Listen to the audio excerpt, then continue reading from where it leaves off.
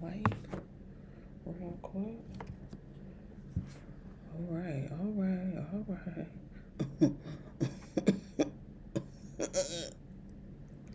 Can you tell I'm excited? Yes. Can you tell I'm excited? Amigo. Child, I tapped in today on Candace while she was live. I just logged into YouTube while she was live, just to make sure she was live like she said she was gonna be. Child,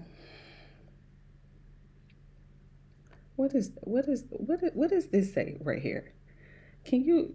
I'm gonna airdrop it. Let me let me airdrop. Let me airdrop this picture to you so that you can see exactly. Let me make sure my airdrop is on.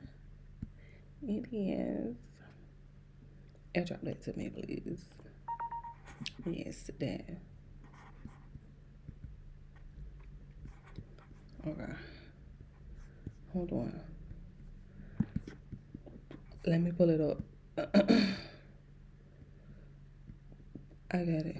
Because you know, child, we've been on OBS for so long. We know how to do it. Look, what does this say? How many people was watching this at the time that I screenshotted it? 119,000 people was watching.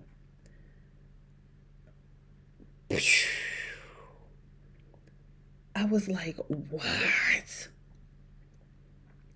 I'm sorry, what? 119,000 people was watching this live. Blew me away. Obviously in a good way, but I mean, I was like, what?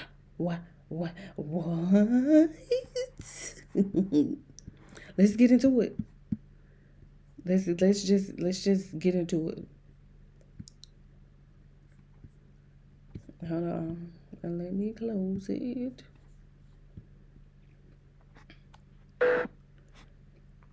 Let's just go ahead and get into it. Thank you for the thumbs up. Happy Wednesday. Happy Wednesday. Happy Wednesday. Happy Wednesday. Child, I got this big double burger from Cookout with the barbecue sauce. All right, you What's guys. Up, girl? Happy birthday to me. Oh my God. Birthday to me. I am back from Italy. And what did I miss? Italy? Oh my goodness, girl, I know you out of Italy. Oh, I love you too. Oh my God. I love you too. Really a lot. Apparently, a presidential award ceremony, whereupon which I was awarded Time's Most Vile Person of the Year. Oh, okay, we making the cover of Time. Child, look, hey, I'll take it.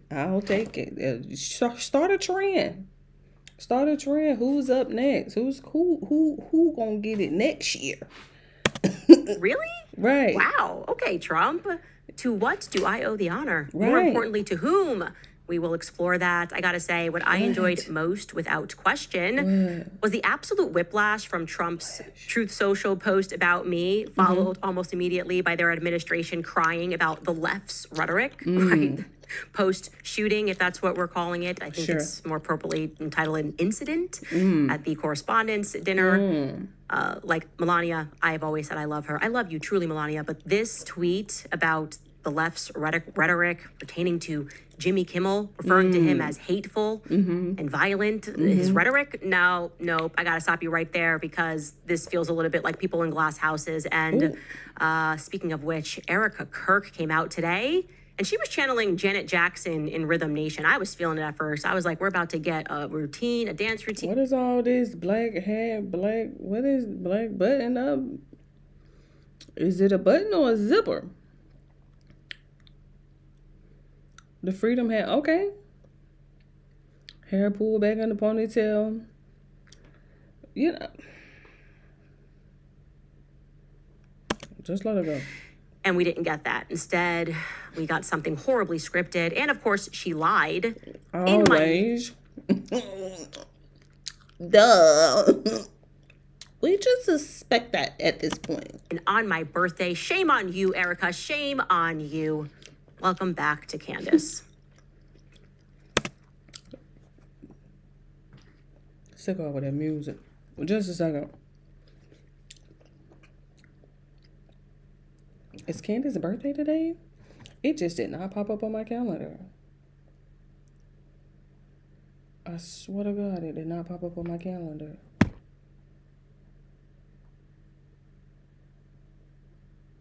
I have April 20. Oh, today is April 20. Oh, I didn't repeat it. I didn't put the repeat on. Oh my God. Oh no, I forgot. I didn't put the repeat. You know when you put somebody's birthday. And then you hold on, let me edit it. It didn't repeat for this year. Jeez. I'm like, how did I miss that? It's on my calendar. I didn't put the repeat. Oh, bummer. I'm here. It's okay, nonetheless. Jeez. I'm like, wait, birthday? How did I miss that? I'm like, I know I checked my calendar today. What? Guys, quick shout out to Nimi Skincare for supporting today's show. Sure. I'm very intentional about what brands I work with, and Nimi is one that I actually use. Clean, simple skincare made right here in America. So visit this Marco's what is it called? The pepperoni stuff. I think it's just cheesy bread. Don't get it mixed up with Domino's, because Domino's is stuffed. skincare.com and use my code Candace10 at checkout for an additional 10% off your order. Okay, so what did I miss? What? Well, apparently I won. And I like to win. I just want to be clear. Right. You know? And I don't get to win often because despite my, I think I got a lot of accomplishments out here.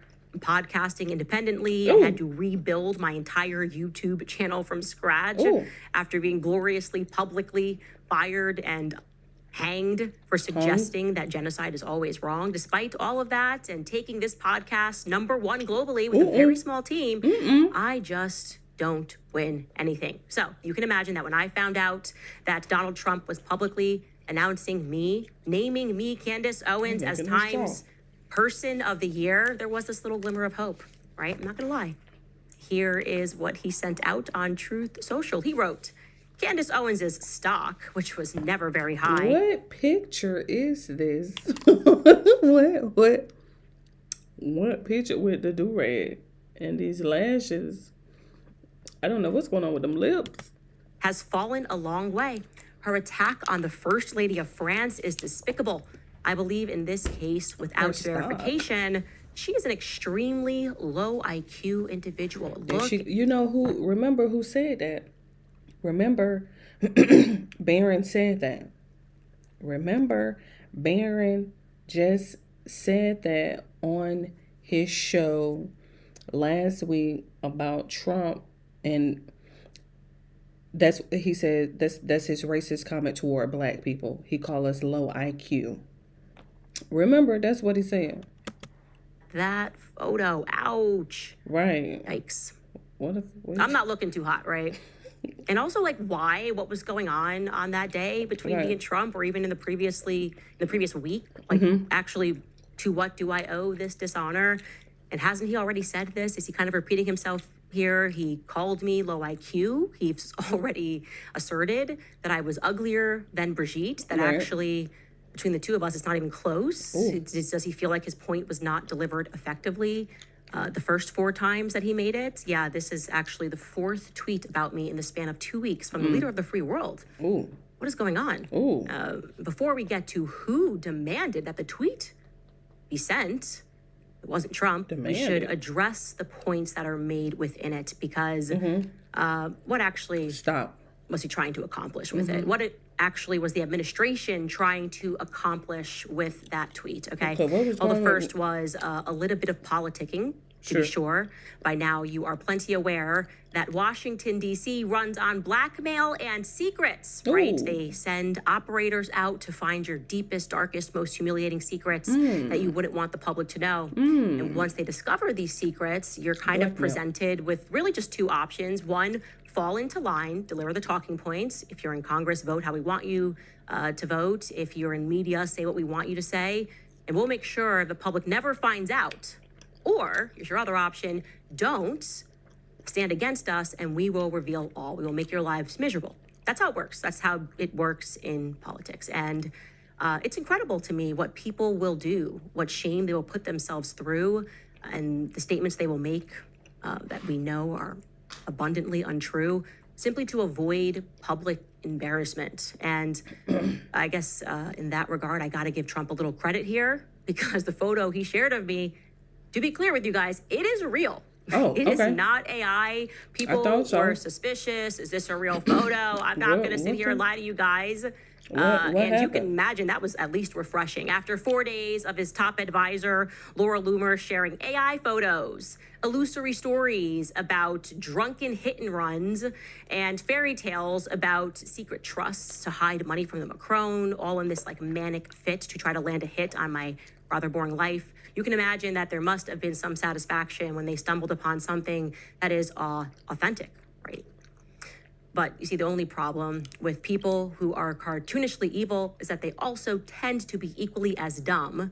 So you can imagine how deflated they are going to feel to learn that the photo that they stumbled upon, my deepest, darkest secret, was actually at first shared by me, okay, on my Twitter account. This was not found by some journalist. So back in 2019, I shared that because I'm actually proud of that photo. And so I will briefly tell you the story as to how it came to be, because I was not that well known in 2019, and so you may have missed it.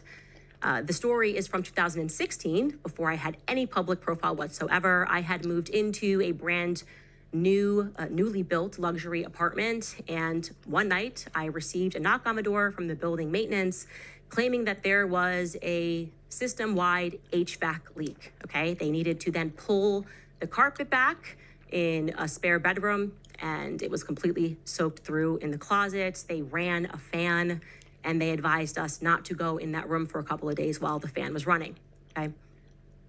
I just created a $40-some ebook in 3 minutes flat using AI. Time me while I do it again. Already in Designer, interface is loading. Watch how fast this is. It must have been a few days later that I woke up and my eyes were completely red and they were pussing and it was itchy. And I was like, that's weird. I don't know what this is about, thinking that it was separate. Within weeks, I then broke out, and that is what you were seeing, head to toe in eczema, something that I had previously never had. I'm talking giant patches of eczema all over my skin. My hair fell out in clumps, and this is now over a couple of months. And I kid you not, I even got athlete's foot, which is insane. I had 2 asthma attacks that landed me in the hospital, and I had no idea what was happening. I had no idea what was happening. Were it not for somebody that was in my life who instantly recognized the picture of all of the symptoms and told me that there had to have been a toxic mold presence for which I needed to have the environment tested immediately. And I genuinely think that that person could have potentially saved my life. I would have never figured out what was going on because everything seemed so separate and sporadic. And just so you know, Trump, I have way worse pictures than the one that you shared. And it was beyond just physical symptoms, beyond itching, the hair falling out. Mentally, I was a completely changed person instantly. I was exhausted. I was sleeping up to 16 hours a day. The only way that I can describe it to you all is I just suddenly was not myself anymore. And it was as though my brain could not think or process thoughts. Everything that I had to do, even things that I didn't have to do, was overwhelming. It was a task. If somebody texted me, I would cry and I would become overwhelmed because I couldn't think of how to respond back. Like I was exhausted at the idea of having to answer somebody back in a text message. It just seemed like an impossible task. So it was sort of going in a couple of months if I felt like, oh, my looks and my brains, everything is just gone, right? And I had not realized up until that moment how much of my personal confidence was actually tied to my looks. Like, oh, my certain things have been easier for me for being, and Trump, you could free to dispute this, but generally good looking by most people's standards. And I didn't appreciate that I tied that so much to who I was. I used to be able, truly, I would, at the time of my life, I would just pop on a red lip. I was doing the Taylor Swift thing for a little bit and run out of the door without putting on any makeup. I'm going to show you pictures leading up to this HVAC leak. This is a picture of me, a few pictures of me in August of 2016. Okay, face. There's another picture of me before this happened Okay, in face. August. Another picture of me in August Okay, of nose. 2016, rocking the red lip, no makeup here, just like makeup. doing some hiking with my cousins. Another picture of me, like I wasn't needing to wear makeup at all. And another picture of me just traveling, feeling confident in myself. Okay. And yeah, the picture that Trump shared was taken just 3 months later. I was sick. I was very, very sick and immediately humbled. I did not want to see anyone. I'm not going to pretend that I was this profound person. I did not want to see anyone. I did not go out. I also didn't have the energy to see anyone. I only let my cousin Mia see me. You've heard me mention her on the show. She took care of me day in and day out. And eventually a doctor told me, this is not, I can keep prescribing you pills, but the only way that you're actually going to be able to beat this, an infection like this, is you have to diet, an unbelievably restricting diet. You cannot have any diet. sugar, not even sugar that is in fruit. It's a very strict candidiasis diet. And okay, I said, No this sugar. is just what my life is going to have to be. I cried a lot. I have to admit, I do have to admit, I have a story very similar. Very, very similar.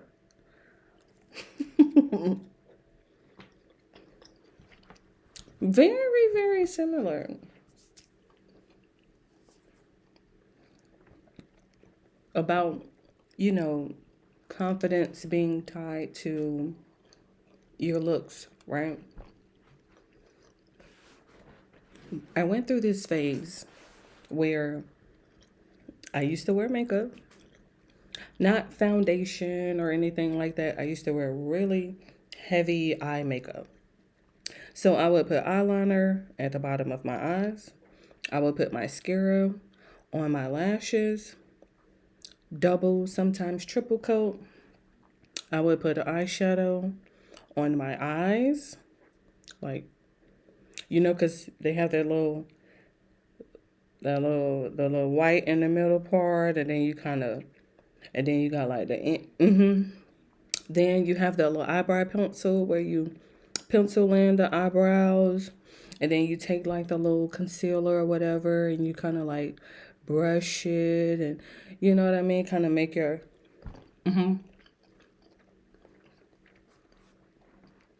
And then not just that, but I used to wear weave.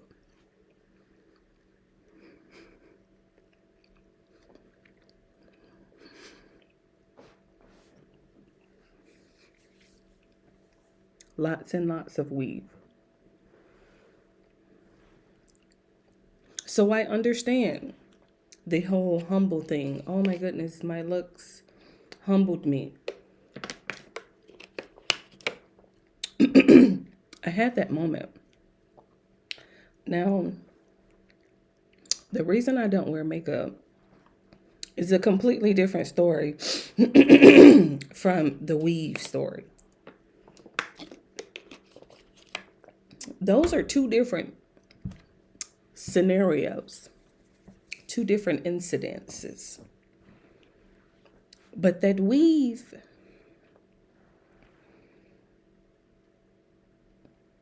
when I stopped wearing weave, I stood at the door maybe about 10 minutes, just standing in front of the door. A hand on the doorknob, don't even want to leave out the house. 10 minutes. I'm about to be late for work. definitely late. I had an exam that morning for chemistry 2. It was tough. And I didn't look in the mirror, I want to say for like 6 months, because I was growing my hair. I had decided that I wanted to wear locks. I wanted to lock my hair. And so that ugly phase is real. Let's just put that out there. When they say, oh, you had to go through the ugly phase, they call it an ugly phase for a reason, okay? It's a real phase. And oh my goodness. Luckily, I had hair and I didn't have to start with the little bobby pins or whatever you want to call them, but the little paper clips. But I woke up. I had just got home from church. I'm so exhausted. I'm so exhausted after church because I could have been dancing, I could have been miming, I could have been singing in the choir, I could have been doing something. So I'm so exhausted. And you know how you just lay down in the bed and you just fall asleep. I fell asleep with all my eye makeup on. And I can remember just rubbing my eye in the middle of me sleeping. And then I woke up and I'm like still rubbing it because like now it's irritating me. If I knew back then that it only took baby shampoo to get rid of the chalazions or the styes that come up on, if only I knew that it only took baby shampoo. However, we're all humbled differently. So that definitely humbled me because I didn't know how to get rid of them. They wouldn't go away. I had like one huge one right here in the middle of my eye, well, on this side. And then I had like one like up here. Talk about humble.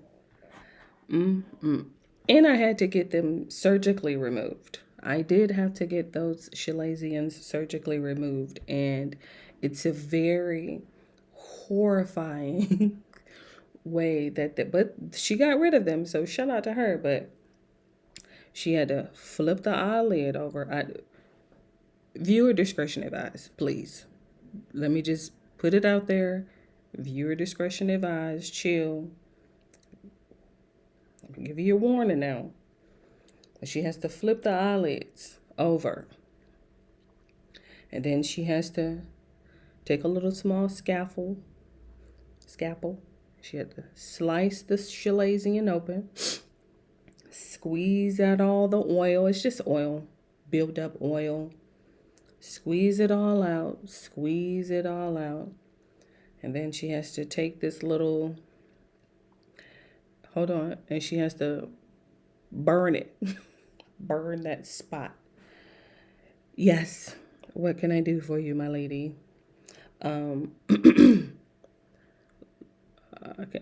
It looks like that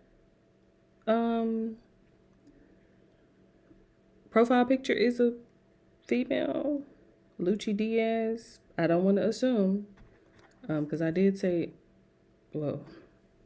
Okay, what is it? But yeah. Uh-oh. Was you mute from yesterday? Oh, I just looked. I'm so sorry. Look, I just looked from yesterday when I was. I mean, I am not a big crier, and I can tell you wouldn't have known it if you knew me during that time period. Okay. And also for the first time in what felt like a very long time, because prior to I had been. I have a question. I want you to reach. I have cancer. Oh, what kind of cancer? Okay, thank you. Is that Amelia? Put a comma or something. I gotta count it. I think it. Hold on. Okay, that's 10. 10. Oh, thank you. I'll receive that for sure. Is that insensitive to ask what kind of cancer? I was just trying to. In New York City, going out all the time, I started praying again. I felt like since the first time since, I was living with my grandparents maybe, in middle school, I hadn't made prayer a daily habit, but I did. And I remember vividly lighting this candle in my bedroom at night and getting on my knees and praying. And I will say, I know it's not acceptable, but I was bargaining with God. I remember specifically saying, Who? Not bargaining. I know I ain't the only one that did that before. Excuse me. Excuse me. Excuse me. What we doing? I'm not the only one that bargained with God before. Didn't care about the looks. I just want my mind back. I just want to be able to think again. I just want to be able to write again. I want to be able to have energy again. I want to be Candace. I want to be Candace on the inside. And when it came down to it, I that's all I wanted. Not to look like myself, but to be healthy again. And I came away from that experience realizing that health is everything. Your health is everything.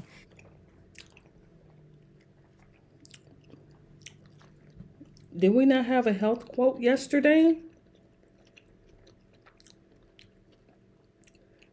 Was the quote yesterday not about health? Come on now. Come on, you guys.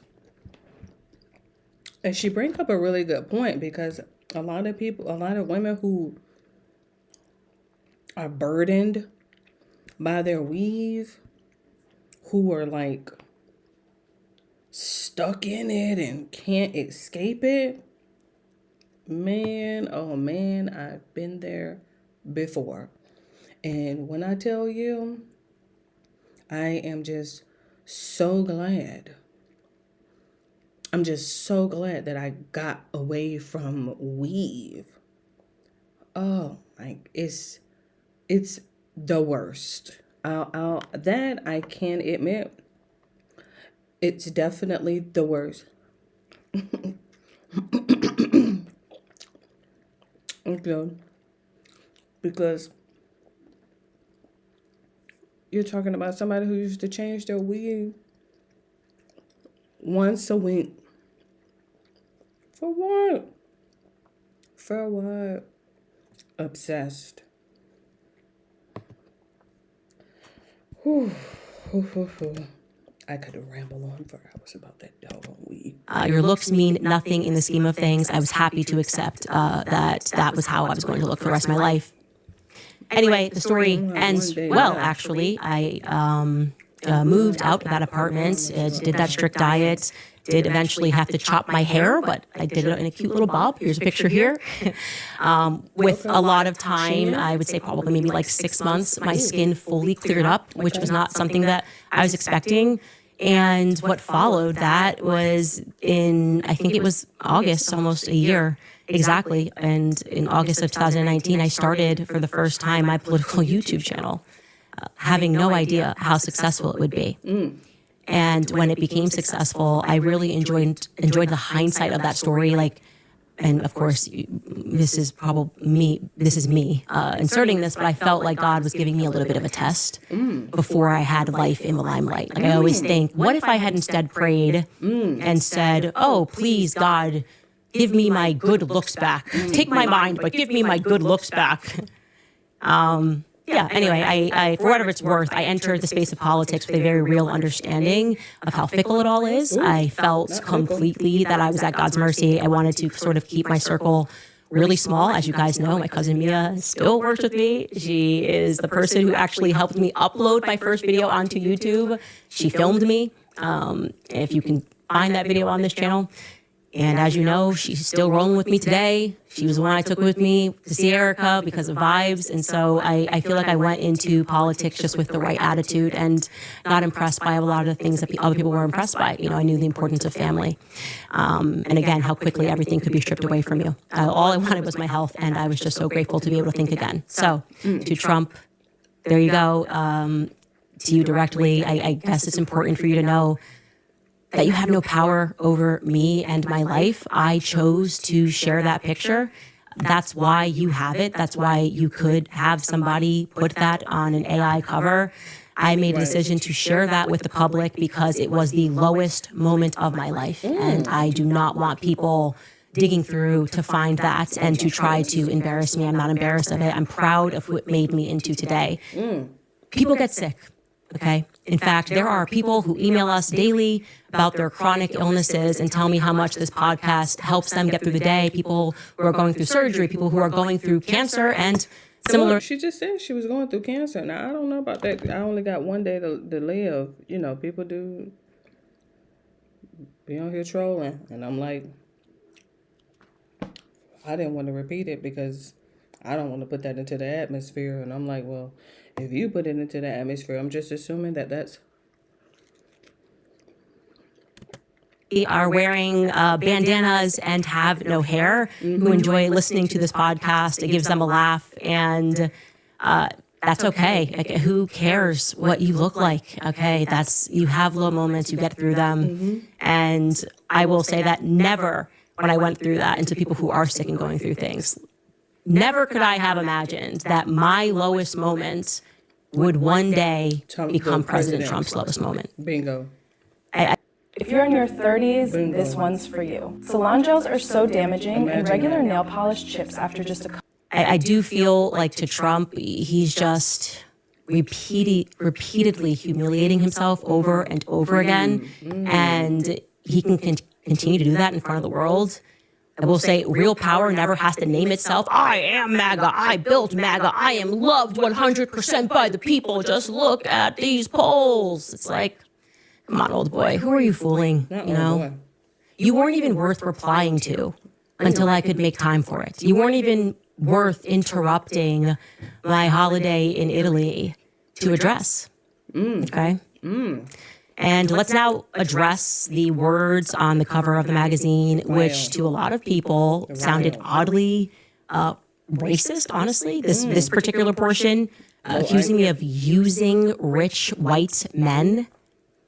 Candace Owens lies, and uses rich white men. Okay, I'll bump this to you, White House. Please, reporter, ask him, which rich white man have I used in my life? I'd love to know that because it's such an odd thing to say.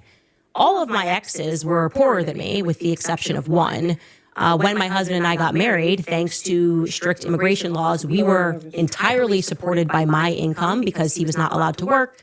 So they got a green card, and COVID dramatically slowed down the green card process. So during the first almost 2 years of our engagement through to our marriage, we had one income in our household. I had no debts when I met him. I had $1 million book deal when I met him. I think we moved 800,000 copies of my first book.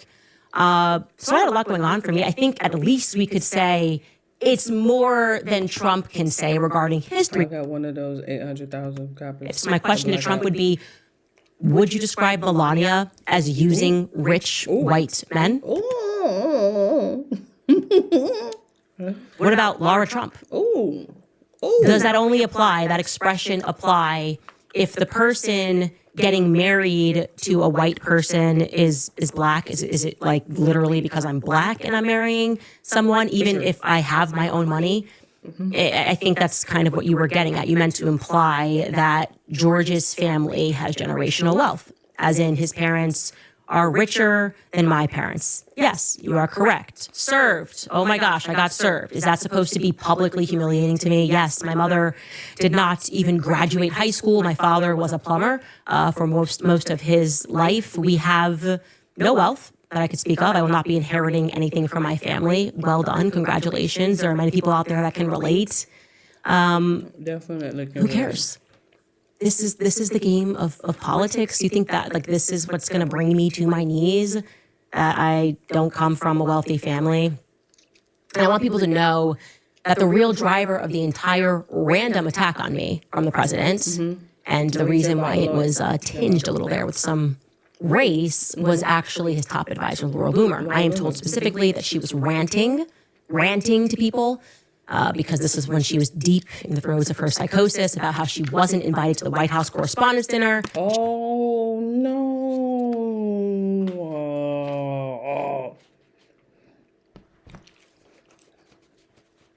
All this advising she been doing, and y'all ain't invite her to the White House Correspondents' Dinner. First of all, she should be happy that she didn't go with all that damn drama that they had going on, but y'all didn't invite her.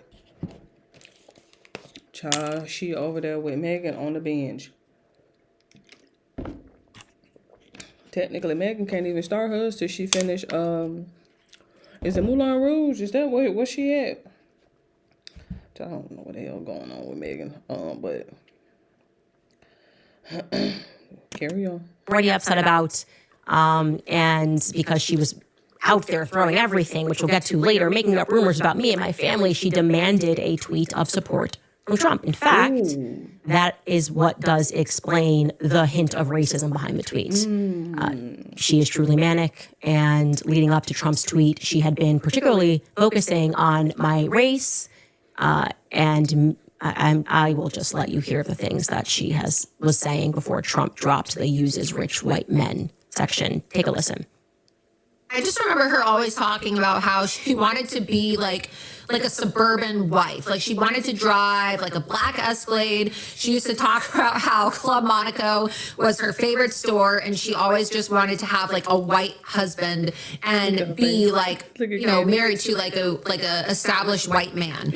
And she used to tell me like, oh, I don't date black men. And she's like, in fact, when I was in high school, I was known as the girl that would like go to the club and basically steal your man. Like, that's how she literally used to talk. And she would say, there was something just like really satisfying to me about being a black girl from the hood, being able to like walk into a ritzy bar in Greenwich and leave with the hottest white guy there and basically like ruin the relationship of like the popular white girl. This is how she used to speak. And for some reason, there's a lot of people that are really afraid of this nappy-headed black bitch who just has a lot to say, but not really a lot to offer. So I'm not a Nappy-headed black bitch is racist on a different level. On a it's the nappy-headed black bitch for me, but Candace Owens. Candace Owens is just this one resentful ghetto black bitch. Like that's literally what she is. She's a we racist. went from nappy-headed to ghetto.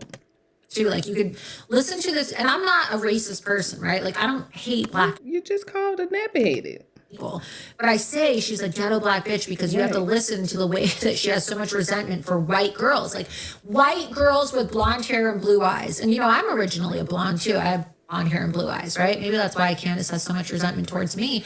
But listen to the way that she describes how traumatizing it was for her to go on a play date as a young black girl in Connecticut at the home of a wealthy white blonde girl with blue eyes. And she really sees Erica Kirk as that white blonde girl that got everything that she wanted while her mommy and daddy didn't love her. Mommy and daddy didn't love me, and I was jealous of the white blonde girl growing up who had mommy and daddy, so now I'm going to dedicate my life to destroying every pretty white blonde girl that has a happy family. Not every, it's just Erica.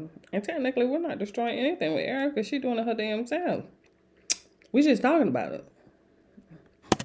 I want to have a happy family. Commercial now.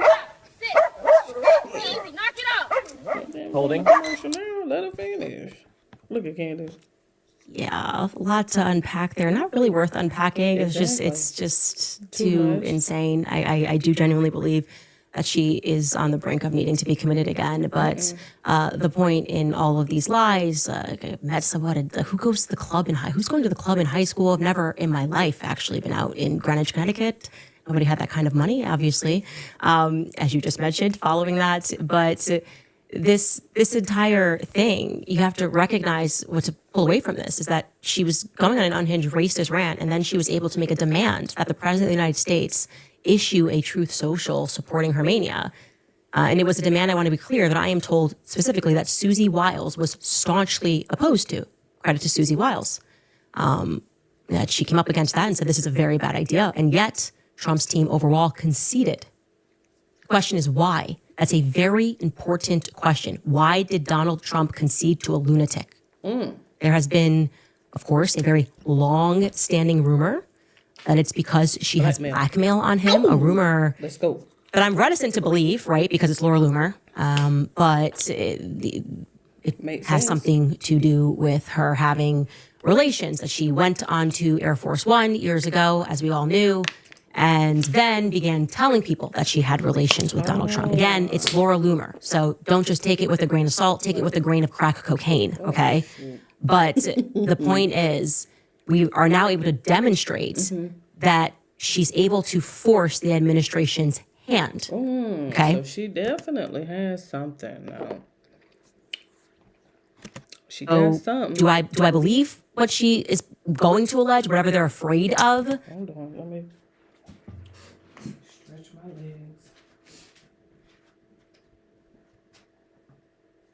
She definitely got something. We're not gonna just skim past it.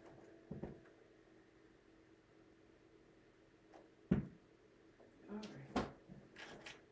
Just making sure everybody got them on the charge. Oh, that burger, Lord. Whew. Glad I saved it. It was either that cookout burger or it was that leftover Chipotle. Probably not, if I'm being honest. But is she now threatening them into compliance, or she will make his life a living hell? As she says, I won't stop. I'll post your grandkids, your mother, your father. I won't stop until I get what I want. Probably. They probably just don't want to deal with Laura Loomer. Either way, that is a type of blackmail in my view. That's a type of emotional blackmail, okay? And that very real notion that our president, who it seems randomly attacks people on her behalf. So when you're wondering, why did he send out this crazy tweet about Tucker Carlson or Megyn Kelly? If you go onto Laura Loomer's feed, you will see that it's her focus of the week. It's whoever Laura Loomer happens to be attacking. That should be noted. Because there is no way in hell that Donald Trump, who has never, by the way, pushed send on his own tweets, that was the job initially of Dan Scavino during his first term. And now it's been widely reported that on Truth Social, that's the job of Natalie Harp. Trump is not using AI to doctor that. He did not hit send on that. And the question that journalists should be asking is who did it and why? And we are going to leave that open-ended as of now. But I did want to reply fully and let them know that I am not in any way embarrassed by that, and I will not be playing DC blackmail games. We'll be right back after a quick break. All right, you guys, summer is here, which means longer days, more sun, more time outside. And honestly, it's the perfect moment to reset your skincare routine and get consistent crypto IRA and get up to $2,500 inflation shield bonus added to your account. Just go to CandiceCrypto.com to learn more and get started. Again, that's CandiceCrypto.com. Okay, just a quick LOL. Someone in the chat just asked this, and it reminded me of this exact same conversation I had with my husband. It's one of these words that doesn't make it over the pond. Someone said, "What's nappy?" I'm from the UK. So in the UK, nappy is a pamper, a baby's pamper. Right. So when they say, like, I need a nappy, they're referring to a baby's pamper or diapers, as we say. But in America, for the UK people, a nappy is an expression that's used to describe like a coarse hair. So she's just describing African hair. So when you call somebody nappy-headed, you're calling them African-headed, essentially. So it's not so offensive in the UK. Maybe it is. Nobody wants to be a diaper head, but that's the translation for you. Also, on the point about me hate. She didn't really get into it. Like, she ain't really, you know what I mean? Like, she ain't really get into the nappy. So let's because I haven't retwisted my hair. Like I have this right here is what you call nappy, right? All this new grow All of this new growth. This is considered nappy, right? It's very coarse. It's not washed. It doesn't have like any kind of product on it or anything like that. I haven't retwisted it. But the reason why I appreciate locks is because it gives you this time. I'm not worried about my hair being straight. I'm not worried about it being blow dried, flat ironed, permed, none of that. I've let that life go and I've stuck to the locks. Now, compared to Candace's hair, this would be considered nappy. There's no heat to it, no blow drying, no flat ironing, no perm, no chemical, no nothing. Only thing I put on my hair, shea butter and coconut oil. I may do some little vitamin E oil in the meantime, in between time, a little black castor oil when I'm allowing the new grow to actually, you know what I mean, compound. That's when it becomes nappy.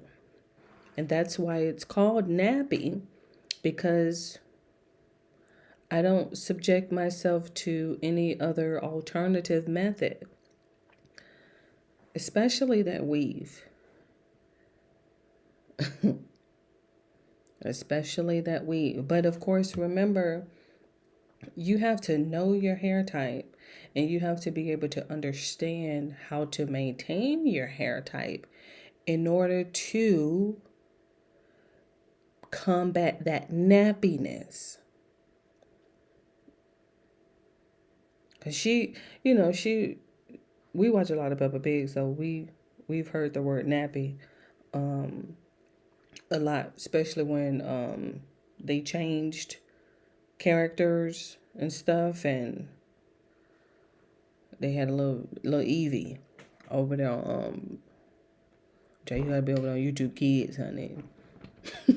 But it's a little bit more to it. You know, like it's a little bit more to the nappy. Like this is nappy right here. Like all of this is nappy.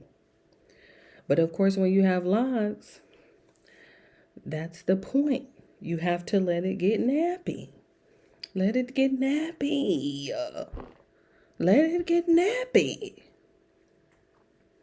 Because I'm allowing it to grow. So that way when I retwist it, I'll have some nappiness to like keep the lock intact. She just wanted to fly past that nappy. I'm like, excuse me, nappy head. Where she got a nappy headed BG? Should have got a nappy headed out. Make it official. Don't just tread past it, honey. Call it a nappy headed hoe. My team is shocked. Ashley, the producer, blonde hair, blue eyes. Savannah, blonde hair. Bella, blonde hair, blue eyes, who scrolls on our prompter. So this is definitely news that I hate people with blonde hair and blue eyes.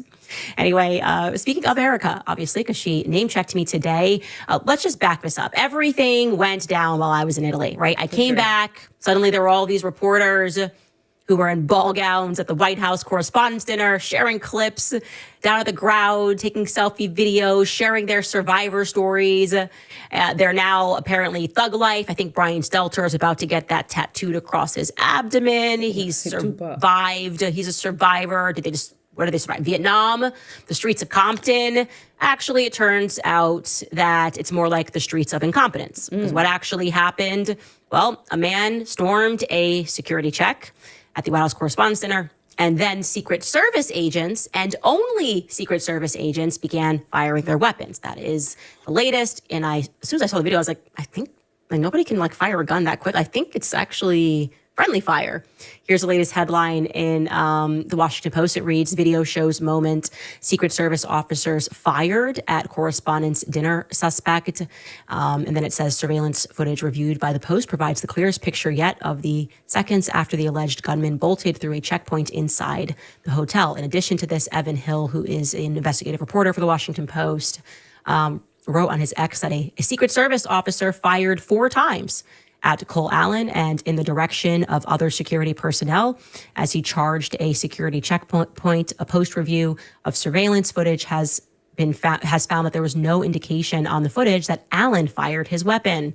So to be clear, after all of that, it's hard to say a shooting happened, right? Nothing happened in that regard, or I guess the implication that this was a shooting that came from this outsider. And the majority of the people that were inside could not even hear or distinguish the sound of what was going on. They connected the dots, of course, on the basis of the Secret Service then rushing the president out, which it would be scary. Obviously, like, what the heck's going on? Which I think a lot of them thought, like, why are they moving him? Actually, I got to give a rare kudos to Andrew Colvett. Now, in a couple of minutes, I will be dissing him. But a rare kudos to Andrew Colvett, who, when he recounted the story, was actually honest. He said he heard a sound. He honestly did not know what it was. It could have been plates crashing. If anybody, by the way, has been in the presence of a shooting, I have, because I lived in D.C. and I lived in New York, and you hear guns go off, sadly. Unless you see it, you're not sure. It's like a pop. It's a pop sound. And yes, it could be, as he is describing, plates crashing. What is that? Okay. Now, despite this actually being a story, we were immediately inundated with social media posts. And for some reason, the star of the would-be saga was none other than Ms. Erica Kirk. Somehow, at the exact right moment, and amidst all of the chaos and the subsequent lockdown, someone had captured the exact moment that Erica Kirk was walking out and captured the audio of her saying this. I just want to go find This pan will never peel off, never wear off, and never leach because it has no toxins. It's the first. Address. Okay. Go home. So the clip was first shared by Sarah Seidner. She is of CNN. She's a CNN reporter. But I noted pretty early on, I thought that was pretty precise for her to have recorded that. Also, she's on air talent, so it would be unusual for her to just be like trying to get things behind the camera. Anyways, she stopped short, I've looked everywhere, of ever saying that she herself recorded it, which I found to be interesting. That's interesting to me. And so I reached out to her on Instagram ahead of the show. I reached out yesterday and I think the day before on Instagram, on Twitter, and via text, asking her to simply confirm that she in fact shot the video and that it was not given to her by somebody else. I got no response. I would like to confirm that she actually shot that footage. Actually, there are other people that are in the corridor who have cell phones. I'll put a bounty on it. I will offer $10,000 to somebody who has the opposite side footage. And I obviously will not run your name. I will protect you. If you have that opposite side footage of the person who caught that footage, $10K is yours, no questions asked. Okay? More tips at CandaceOwens.com. Ooh. Child, she went to Italy and came back and was like, excuse me. Gas is high. Food is high. I got 10 bands. Run it. Run it. Come on. Anyway, I bring this up because what would have just been Erica's reaction somehow became the focal point of the entire event, right? And we were getting lectured. I don't know how it happens that Erica goes out and we get lectured, but it happened again by golly. And Baron Coleman happened to notice that as well. And here's what Baron Coleman had to say. And maybe innocently, Erica just happened to make an excited utterance. I just want to go home. And she just happened to say that right as she crossed the only camera that captured her leaving. Look at Barry. I could accept that. Look at Barry. But I could accept that. Look, but I could accept it but if it hadn't gone viral. I could accept it if we didn't get hit with a relentless onslaught of simps lining up to promote her in this moment and kick off operation number 2 of the night. Operation 1 was Operation Ballroom. Operation 2 is Operation Erica Kirk. Correct. The president sort of faded into the background last night. The vice president sort of faded into the background. The only people who really rose to the top, one is a building that hasn't even been built yet, a ballroom. And the other is a woman most of us had never heard of 7 months ago, 8 months ago. Erica Kirk. Operation Erica Kirk. So I might have been able to buy that. These are the facts, okay? Baron Coleman is telling the truth. That's why people are going to hate him. They hate the internet because we clock this stuff so instantly. It was just weird. The ballroom, Erica Kirk. Oh, and then suddenly, again, I'm being tweeted at. Next thing you know, we are all being lectured by neocons across the internet. We're being called sheer evil, psychopathic, because Erica Kirk opted into another social calendar event, okay? An event that did not in any way require her presence, one which not even Charlie Kirk had ever attended, or President Trump, for that matter. As the president, he never attended any of these correspondence dinners, and yet it's somehow our fault again. We were not invited, and it's always our fault, right? I'm just getting flashbacks to UGA. Erica misses her appointment. We weren't going. We didn't speak about UGA. We didn't say don't go. Suddenly, we got the vice president lecturing us about not keeping Erica safe, right? Neocons, same thing, hitting hard with the repeat lecture about a grieving widow who apparently we're all now somehow responsible of. They just turned her into one of our kids out of nowhere, right? It's all our fault because if you noticed anything about Erica Kirk, this is the reason why she went to the social calendar event, okay? I just want to be very clear at what we are looking at, and forgive me because I know that Hillary Clinton, many of my listeners maybe voted for Hillary Clinton, you liked Hillary Clinton, that is fine. I did not, and I'll explain to you why, because you might be able to connect the dot here. This is why a lot of people who voted for Trump, some of them actually were just voting against Hillary Clinton in 2016. It was because of the nature of the campaign. It was whiny. It was that is what we resented truly about the campaign. You can't criticize Hillary Clinton because she's a woman. Oh my gosh, this person said this because he's a sexist. Oh my gosh, the reason why Hillary Clinton is struggling, or if you think she fainted, whatever, is because she's a woman. She's hyper qualified. Her husband's Bill Clinton. I will say Hillary Clinton is actually accomplished in her own right. But that was the whole attitude. It was like, we're not actually trying to get your vote. We don't need your support. We're too rich and too big to fail. She's too connected to fail. So we're just going to keep chastising you. And we're just going to keep lecturing you. And then we expect you to vote for her. That's the Erica Kirk campaign. It's worse. I actually, if I could pick, like if we have to go through another cycle of a grift, whether it's a feminist grift, like the Hillary Clinton one, which felt like it's because she's a woman, the race grift where like people couldn't express their opinions for a while post BLM, George Floyd, or the widow grift where they're doing the same thing. They're shutting down reasonable questions. People that are bringing up things in Hillary's past, whatever it is. The widow grift is the worst. I have to say, of all of them, the widow grift is the one that I actually find to be the most despicable. Because we all know that you're doing it and you just keep doing it. No, it's nobody's fault that Erica went to that event other than Erica. Okay? We did nothing. We didn't hit someone up. We didn't say, hey, could you storm the barrier? Hey, Secret Service, do me a favor. Could you fire shots at each other so that Erica gets into a state of trauma? It's just, we're really getting tired. My wife stopped trusting me because I never do the things I say I'll do. She just does everything herself now.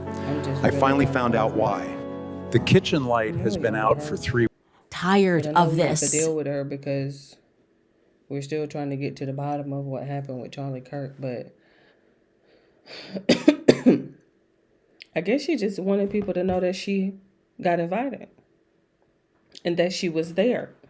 That could be my only thing. I'm like, maybe she just, catch me on the way out. I'm going to, put on my acting skills because, of course, I still want to be this Julia Roberts. That's the only person that come to mind. Angelina Jolie. And so, oh my God, catch me on the way out and I just want to go. Her dress was cute. That dress was really cute. Was that J.D. Vance walking her out, or was that... Who was that next to her? Who was that next to her? Hold on. Give me a second. I need to go find it. Hold on. Was that J.D. Vance? Because then that means that, hold on, give me a second. This actually being a story, we were immediately inundated with social media posts. And for some reason, the star of the would-be saga was none other than Ms. Erica Kirk. Somehow, at the exact right moment, and amidst all of the chaos and the subsequent lockdown, someone had captured the exact moment that Erica Kirk was walking out and captured the audio of her saying this. I just want to go find you. She know I'm over her. No, I'm like, she know I am. 16, it was because of the nature of the campaign. It was whiny. It was. Come on, bro. So anyway, on the heels of the White House Correspondents' Dinner, she tweeted that she would be addressing her latest traumatization, and she did that today. She said, I need to spend time with my family. We should have pulled the tweet. She went literally in one sentence. She said, I after today's traumatizing shooting, I need to spend time with my family, and then I will be on the Charlie Kirk show on Wednesday. So I think she just needed 48 hours. And what we got today was objectively weird. It was weird for a couple of reasons. First is that it was 9 minutes, and then they just played Charlie Kirk clips for the remaining almost 2 hours. Second thing is that it was pre-recorded, okay? It was straight from the teleprompter, and it was very clearly not written by her. But we can kind of go over the points that she delivered. And yes, there's been immediate backlash. And yes, I am already being blamed for the immediate backlash because it's always somebody else's fault when it comes to Erica Kirk, okay? So the first thing that's weird is the reason that How is it? Candace has been gone since Wednesday. She was out of town Thursday, Friday, Saturday, Sunday, Monday. Maybe she got back yesterday, and then she, but I'm like, how the hell is it Candace's fault? She ain't even been here. Yeah, it was for people asking that question, why did you go to the White House Correspondents' Dinner? You literally just said you couldn't do your UGA commitment because there were credible threats, and you couldn't trust the Secret Service to absolve them. Then you did an event with Trump, which relied upon the Secret Service, and then now you're doing another event, and it's like a press event, right? That actually Charlie hated. He always made fun of the White House Correspondents' Dinner. So why do you feel obliged to show up here? And here is the answer that she provided. Take a listen. And everyone is asking why I even went to the White House Correspondents' Dinner. And it was because many of the journalists in that room have attempted to dehumanize me. And I wanted to meet some of them face to face, quite frankly. Why have a conversation? She's so damn evil. You can just tell it. You can just tell it. I'm glad that, she have these little vulnerable moments because we do get to see like that evil side of her. She got on her all black, you know what I mean? She got on her little cap and stuff. She got her hair pulled back into a little ponytail. But she has those moments. I was laying in the bed and I can remember when she was like, when Barry Weiss was like, well, what do you want to say to those people out there who are saying, whatever her question was? And she was like, stop. Just stop. And it's like, what? You know how like she just kind of jump in and out of it. Stop. Just stop.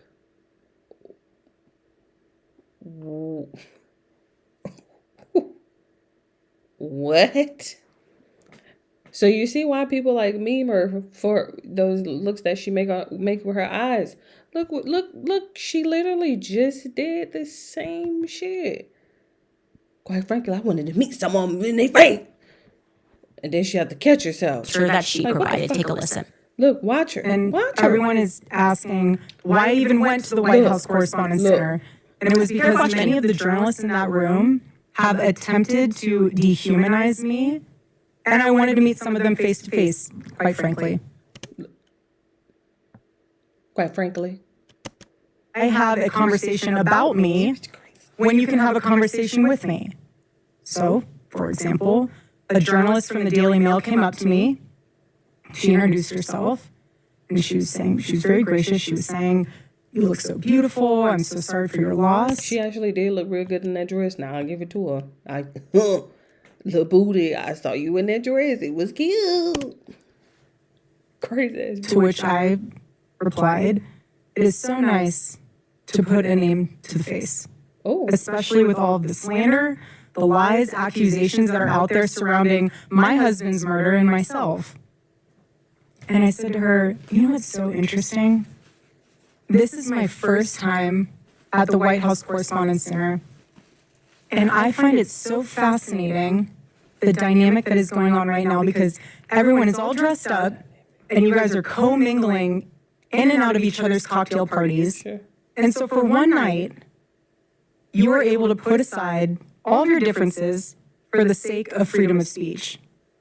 And then by Monday morning, things will go back to being an absolute bloodbath between all of you. To which she replied, literally, she said, I know. Isn't it special, right? Isn't tonight so special? My husband says I look 10 years younger with these. I'm 41. People don't believe my age. This is... Look at Candace. Any buyers? Oh. Any takers of that? That she went just for the social experiment of it all? And by the way, I know we're not allowed to remember anything she says yesterday, but I'm pretty sure that when she sat down with Caroline Levitt on stage at a Turning Point event, she says that she doesn't she didn't read the headline, she doesn't care, she's completely removed. We've been told over and over again that she's just not aware of what's going on. Now she's saying, I actually went to this event because I needed to confront these journalists who day in and day out, I actually know their names, which is more than I can say. I actually don't know the names of all journalists who write articles about me. I don't care to learn about their lives. I actually virtually never give them statements. Like my PR isn't open. You can just go out there and say, she doesn't care, she doesn't care, she doesn't care, because I just got tired of answering for things. But that's what we're getting. Now we're getting that she went there and she got dolled up, and it was because she simply just wanted to, and she even went to a pre-party, I believe, right? That was posted as well. But that was just because she wanted, it was a social experiment. Okay. And next she's going to say something that is ironic. Okay, she's gonna call out those journalists because she's on a, that's why she went to just like, I don't like you journalists. She's gonna call them out for their reactions to the shooting. Okay, take a listen. If you were in that room, you had no way of knowing what the status of the shooter was, how many there were, or honestly really anything. It was just utter chaos. And so during an active shooting, these journalists are using their phones to find moments to capture for clips. They were so concerned about getting a video in a room with an active shooter that they could have accidentally and quite literally filmed themselves being shot. Many of those people have become so desensitized that fight or flight became secondary to the opportunity of putting themselves into the story, which ironically breaks the #1 rule of journalism.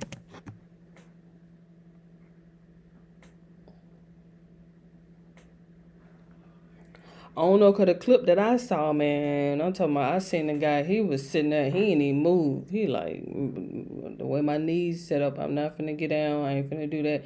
And then everybody just put their phone up. There was a moment where everybody literally put their phone up. Anybody in the chat want to tell her what's ironic about that statement? Look, see what I mean? Anybody? Look, Miss, film your dead husband in the casket, ma'am, and, you know, Farnsworth jumping up on the ledge and filming himself while they're running. I don't need it. Filming himself while they carrying Charlie Kirk to the car. I'm like, ma'am, please. Brittella Farnsworth. No, she didn't just say what I just said. No, she didn't just say what I just said. Come on. We said that was weird. They said it wasn't weird. And now Erica is basically going, who would record themselves in an active shooting? Look, I'm like, Tara Farnsworth jumped up on the ledge and started filming a selfie. What are you talking about?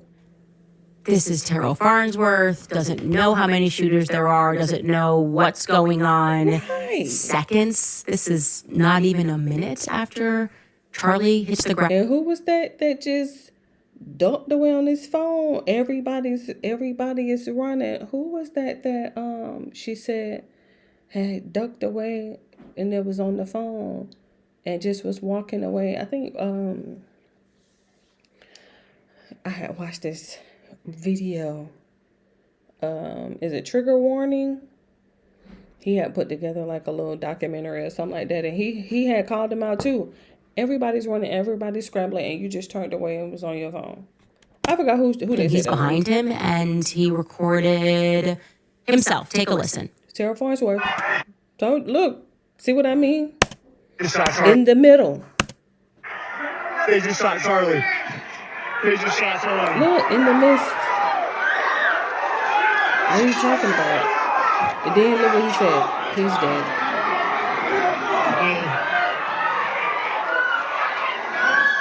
Technically, Tara Farnsworth was the first person to pronounce Charlie Kirk dead. Look, watch him. Look. Look. They just shot Charlie.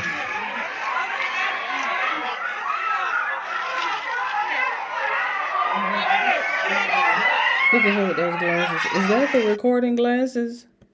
Are those the glasses that record? He's dead. Ooh. Ooh. God help him. It looked like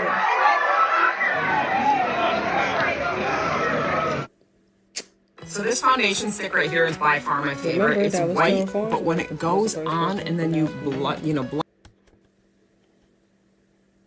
I'm just pointing out the facts. Irony. That's all.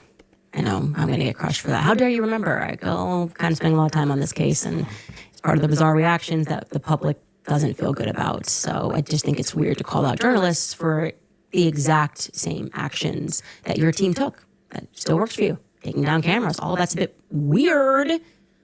That if they started taking down cameras, you might think it was a little weird. Anyway, another part, which this is random push coming from the White House, and you're going to hear this from Erica and from the First Lady as well, where I'm just starting to feel like they're coming after the First Amendment, right? And bizarrely, they're going after Jimmy Kimmel, which I'm, again, angry that this is the second time that they're going to make me defend Jimmy Kimmel. They are trying to assert, and again, on the heel.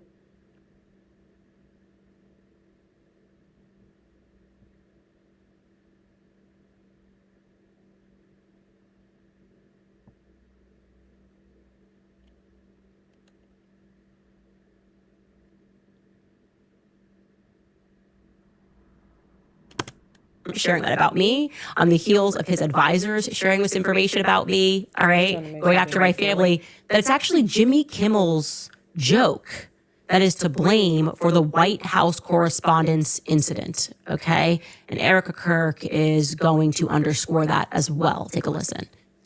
If you can just pause and just take a minute and ask yourself, how would you feel if even just one person made cruel jokes about the attempted murder of your loved one? That is what Jimmy Kimmel did to the First Lady. He said that she had the glow of an expected widow. The glow. You know, I heard about it. I read about it early this morning, or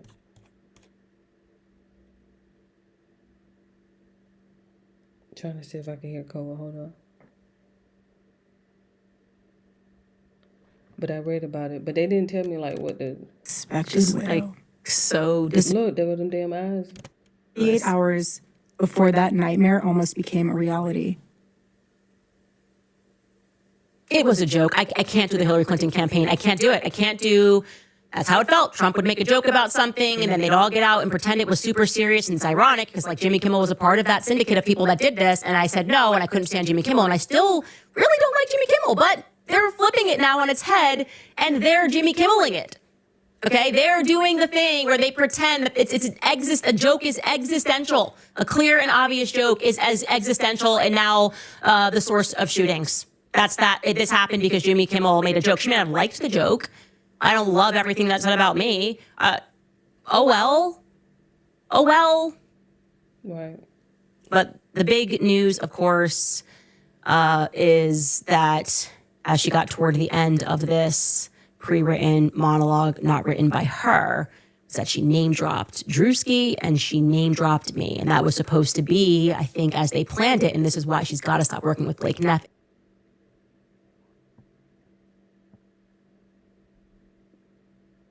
Let me just go check on him. I feel like I hear him, but I don't. Let me just go check.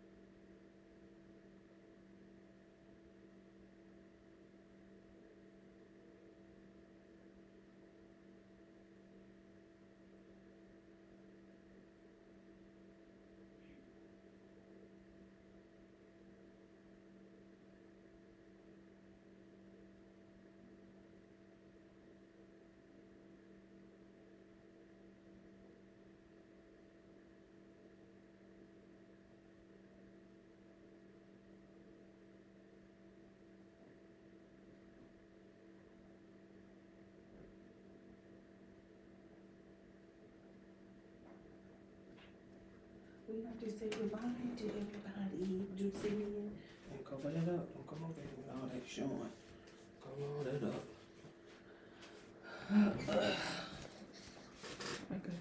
I got you. Okay, we have to say bye-bye. We have to say bye-bye. Yeah, we have to say bye. Because he's so shitty booty. He got to go wash up. Say hi. Say hi. Hold on, let me get you on the big screen. Oh, who is that? Who is that? Juicy man. Is that Koa? We have to say bye-bye.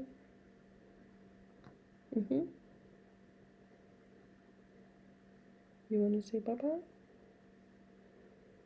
Who is that? Oh, I see Cole over there too. Oh, hi. Hi. Yeah, we have to say bye-bye. Because now we have to go take a bath. And I gotta wash my blanket too.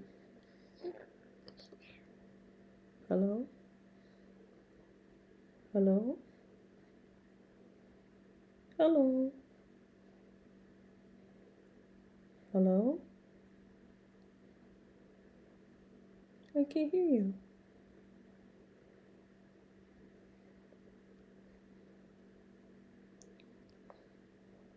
You need some water? I have some here. I don't have a cup. Not one clean.